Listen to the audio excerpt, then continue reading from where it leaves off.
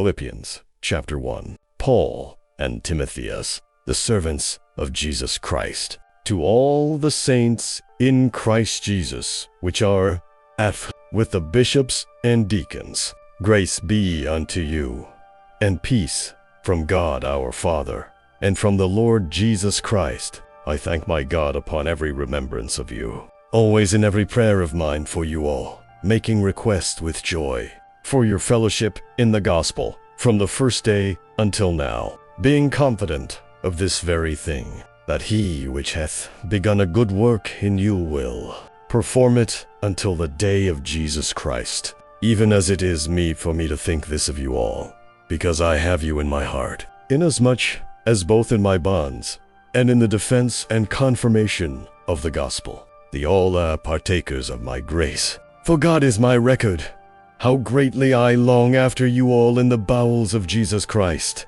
And this I pray, that your love may abound, yet more and more in knowledge, and in all judgment, that they may approve things that are excellent, that ye may be sincere, and without offense, till the day of Christ, being filled with the fruits of righteousness, which are by Jesus Christ, unto the glory and praise of God. But I would ye should understand, brethren, that the things which happened unto me have fallen out rather unto the furtherance of the gospel, so that my bonds in Christ are manifest in all the palace and in all other places. And many of the brethren in the Lord, waxing confident by my bonds, are much more bold to speak the word without fear. Some indeed preach Christ even of envy and strife, and some also of good will. The one preach Christ of contention, not sincerely, supposing to add affliction to my bonds, but the other of love, knowing that I am set for the defense of the gospel. What then? Notwithstanding, every way, whether in pretense or in truth, Christ is preached, and I therein do rejoice, yea, and will. For I know that this shall turn to my salvation through your prayer, and the supply of the Spirit of Jesus Christ, according to my earnest expectation and my hope, that in nothing I shall be ashamed, but that with all boldness, as always, so now also Christ shall be magnified in my body, whether it be by life or by death. For to me to live is Christ, and to die is gain. But if I live in the flesh, this is the fruit of my labor. Yet what I shall choose I wot not, for I am in a strait betwixt two, having a desire to depart and to be with Christ, which is far better. Nevertheless, to abide in the flesh is more needful for you, and having this confidence, I know that I shall abide and continue with you, all for your furtherance and joy of faith, that your rejoicing may be more abundant in Jesus Christ for me, by my coming to you again. Only let your conversation be as it becometh the gospel of Christ, that whether I come and see you, or else be absent, I may hear of your affairs, that the stand fast in one spirit, with one mind, striving together for the faith of the gospel, and in nothing terrified by your adversaries, which is to them an evident token of perdition, but to you of salvation, and that of God. For unto you it is given in the behalf of Christ, not only to believe on him, but also to suffer for his sake, having the same conflict which ye saw in me, and now here to be in me.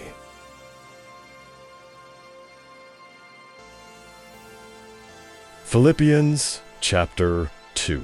If there be therefore any consolation in Christ, if any comfort of love, if any fellowship of the Spirit, if any bowels and mercies, fulfill the my joy, that they be like-minded, having the same love, being of one accord, of one mind. Let nothing be done through strife or vainglory, but in lowliness of mind let each esteem other better than themselves. Look not every man on his own things, but every man also on the things of others. Let this mind be in you, which was also in Christ Jesus, who, being in the form of God, thought it not robbery to be equal with God, but made himself of no reputation, and took upon him the form of a servant, and was made in the likeness of men, and being found in fashion as a man, he humbled himself, and became obedient unto death, even the death of the cross. Wherefore God also hath highly exalted him, and given him a name which is above every name, that at the name of Jesus every knee should bow, of things in heaven, and things in earth, and things under the earth, and that every tongue should confess that Jesus Christ is Lord, to the glory of God the Father. Wherefore, my beloved, as ye have always obeyed, not as in my presence only, but now much more in my absence, work out your own salvation with fear and trembling, for it is God which worketh in you both to will and to do of his good pleasure. Do all things without murmurings and disputings, that they may be blameless and harmless, the sons of God, without rebuke, in the midst of a crooked and perverse nation, among whom to shine as lights in the world, holding forth the word of life, that I may rejoice in the day of Christ, that I have not run in vain, neither labored in vain. Yea, and if I be offered upon the sacrifice and service of your faith, I joy and rejoice with you all. For the same cause also do the joy and rejoice with me. But I trust in the Lord Jesus to send Timothy shortly unto you, that I also may be of good comfort when I know your state. For I have no man like-minded, who will naturally care for your state, for all seek their own, not the things which are Jesus Christ's. But ye know the proof of him, that, as a son with the Father, he hath served with me in the gospel. Him therefore I hope to send presently, so soon as I shall see how it will go with me. But I trust in the Lord that I also myself shall come shortly. Yet I supposed it necessary to send to you Epaphras, my brother, and companion in labor, and fellow soldier, but your messenger, and he that ministered to my wants. For he longed after you all, and was full of heaviness, because that ye had heard that he had been sick. For indeed he was sick nigh unto death. But God had mercy on him, and not on him only, but on me also, lest I should have sorrow upon sorrow. I sent him, therefore the more carefully, that, when ye see him again, they may rejoice, and that I may be the less sorrowful. Receive him therefore in the Lord with all gladness, and hold such in reputation, because for the work of Christ he was nigh unto death, not regarding his life, to supply your lack of service toward me.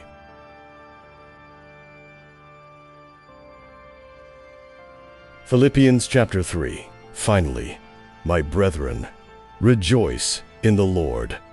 To write the same things to you, to me indeed is not grievous, but for you it is safe. Beware of dogs, beware of evil workers, beware of the concision, for we are the circumcision, which worship God in the Spirit, and rejoice in Christ Jesus, and have no confidence in the flesh, though I might also have confidence in the flesh. If any other man thinketh that he hath whereof he might trust in the flesh, I more circumcised the 8th day, of the stock of Israel, of the tribe of Benjamin, an Hebrew of the Hebrews, as touching the law, a Pharisee, concerning zeal, persecuting the church, touching the righteousness which is in the law, blameless. But what things were gained to me, those I counted loss for Christ. Yea, doubtless. And I count all things but loss for the excellency of the knowledge of Christ,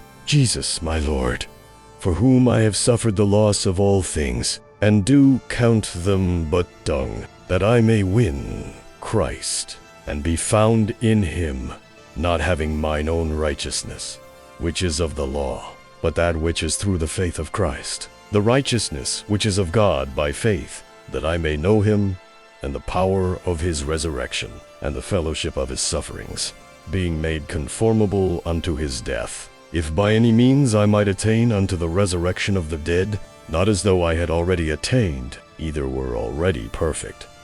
But I follow after, if that I may apprehend that, for which also I am apprehended of Christ Jesus. Brethren, I count not myself to have apprehended.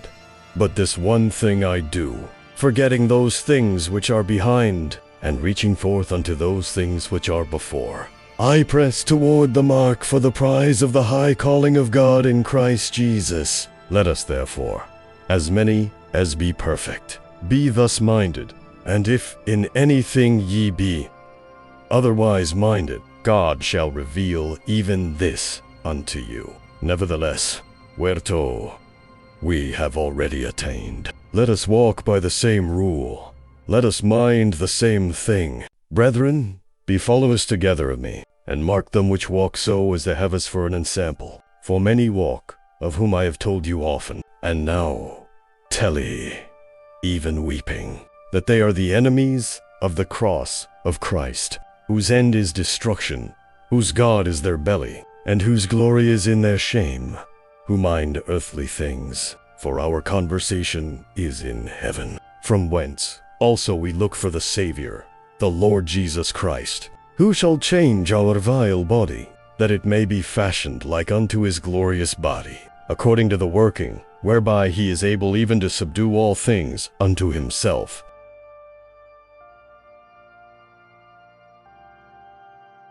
Philippians chapter 4. Therefore, my brethren dearly beloved and longed for, my joy and crown, so stand fast in the Lord, my dearly beloved. I beseech he Odius, and beseech Syntyche, that they be of the same mind in the Lord. And I entreat thee also, true yoke, help those women which labored with me in the gospel, with Clement also, and with other my fellows, whose names are in the book of life. Rejoice in the Lord always.